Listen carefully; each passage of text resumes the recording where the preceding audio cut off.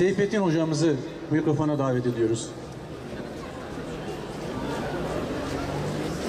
Bismillahirrahmanirrahim. فاذكروني أذكركم واشكروا لي ولا تكفرون يا أيها الذين آمنوا استعينوا بالصبر والصلاة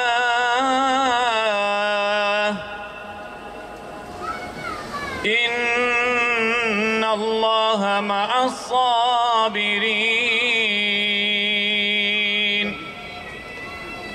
وسلام على المرسلين والحمد لله رب العالمين. الفاتحة.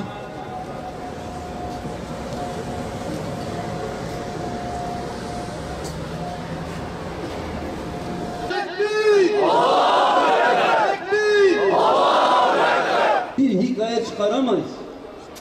Biz Mısır'da ölüme cennetin son aşamasını aşmak üzere giden Gülen kardeşlerimizin ölüme gülerek giden ve çağın tiranlarına, firavunlarına, despotlarına, müfsitlerine karşı Musa'nın torunlarının onurlu mücadelesinin nasıl verilmesi gerektiğinin soylu mücadelesini hissettiren kardeşlerimizin duygu dünyasını anlayamayız. Biz şahitlik heyecanımızı bu meydanda hissettiğimiz gibi bakışlarımızla, ortak hüzünlerimizle, kederlerimizle, hayallerimiz ve umutlarımızla bunları hissetmezsek biz özellikle son çeyrek asırda Suriye topraklarında Bilad-i Şam'da şehit edilen 500 bin insanımızın anısını canlı tutamayız. Kahrolsun Sisi, seninleyiz Mursi. Kendi yönetimlerine karşı can güvenliklerinin olmaması bizim burada göstereceğimiz bir tepkinin, bir hassasiyetin, bir refleksin sonucuna bağlıdır. Coğrafyasındaki bu reflekse oranla biz bu ölümleri engelleyebiliriz, bu iradeyi, bu cesareti gösterebiliriz. Mısır'daki halk devriminden sonra Mısır tarihinde ilk defa Cumhurbaşkanları seçimlerinin yapılması kararı alınmış. 30 Haziran 2012'de Muhammed Mursi seçimle göreve gelen ilk Cumhurbaşkanı olmuştu. Ancak seçilen ilk Cumhurbaşkanı olarak ilk yılını henüz dolduran Mursi, ABD, İsrail, Suudi Arabistan ve Birleşik Arap Emirlikleri'nin desteklediği Sisi'nin komutasındaki Mısır ordusu tarafından yapılan bir darbe ile iktidardan düşürülmüştü.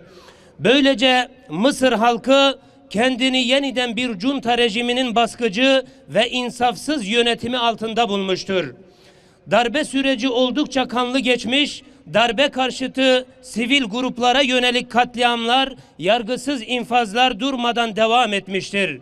Bu katliamlarda sayısı henüz tam tespit edilememiş binlerce masum insan katledilmiştir. Yoğun gözaltılar, gözaltında ve cezaevlerinde işkence ile alınan ifadelerle Sisi rejiminin, askerlerinin ve silahlı çetelerin suçları şiddet karşıtı sivillere yüklenmiştir. Çoğunlukla avukat yardımı dahi alamayan siyasi mahpuslar askeri ve sivil mahkemelerde yargılanmaktadır. Siyasiler, alimler, aydınlar, hukukçular, sivil toplum yöneticileri, akademisyenler, gençler, gazeteciler ve aktivistler adil yargılanma imkanı sağlanmadan çok ağır suçlarla yargılanmışlardır. Bu yargılamalarda yüzlerce kişiye idam cezası verilmiştir. Son olarak Mısır'da 2015 yılında bomba yüklü araçla düzenlenen bir saldırıda hayatını kaybeden Başsavcı Hişam Bereket olayı ile ilgili 9 İhvan-ı Müslimin mensubuna verilen idam cezaları 20 Şubat'ta infaz edildi. Suikast davasından yargılanan Müslüman Kardeşler Teşkilatı üyesi kardeşlerimiz Kahire'deki İstinaf cezaevinde idam edilerek şehit oldular. Ancak başsavcıyı öldürmekle suçlanan kişiler daha önce yaptıkları açıklamalarda söz konusu itirafları işkence altında kabul etmeye zorlandıklarını söylemişlerdir. Başsavcının kızı Merve Bereket de hüküm giyen kişilerin babasının öldürülmesinde rolü olmadığını belirtmiş ve idamların durdurulmasını talep etmişti.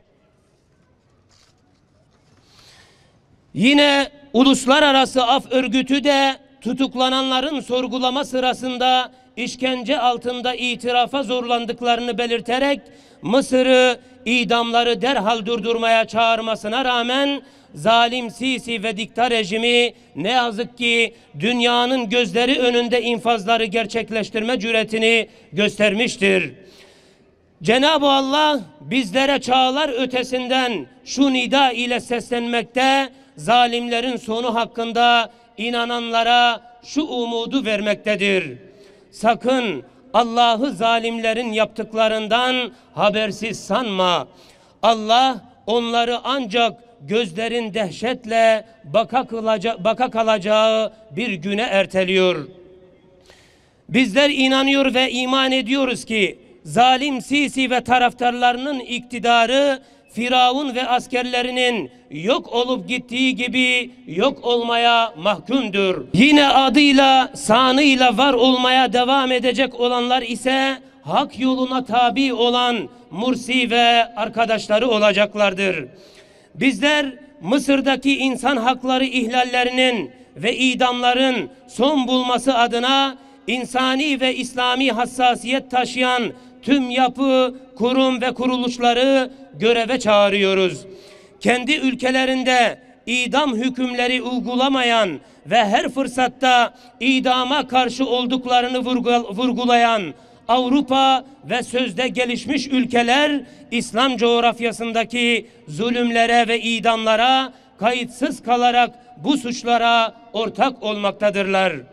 Özellikle İslam İşbirliği Teşkilatı, Afrika Birliği İnsan Hakları Komitesi, Arap Birliği İnsan Hakları Komitesi, Birleşmiş Milletler İnsan Hakları Komitesi, Birleşmiş Milletler İnsan Hakları Konseyi gibi yapılara idamların normalleşmesini engelleme adına çağrımızı yineliyoruz.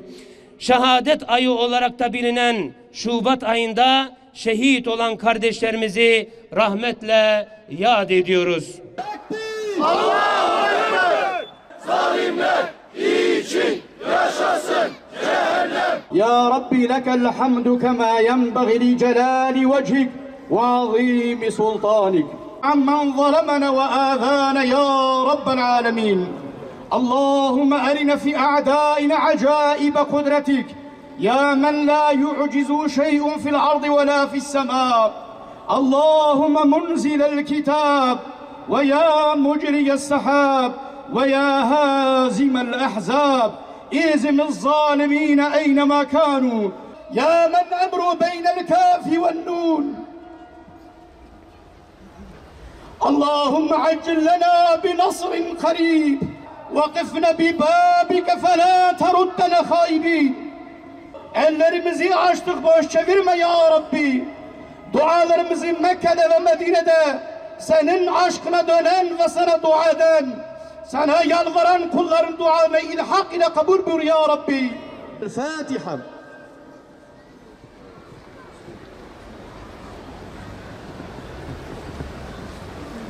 Cenab-ı Allah hepinizden razı olsun.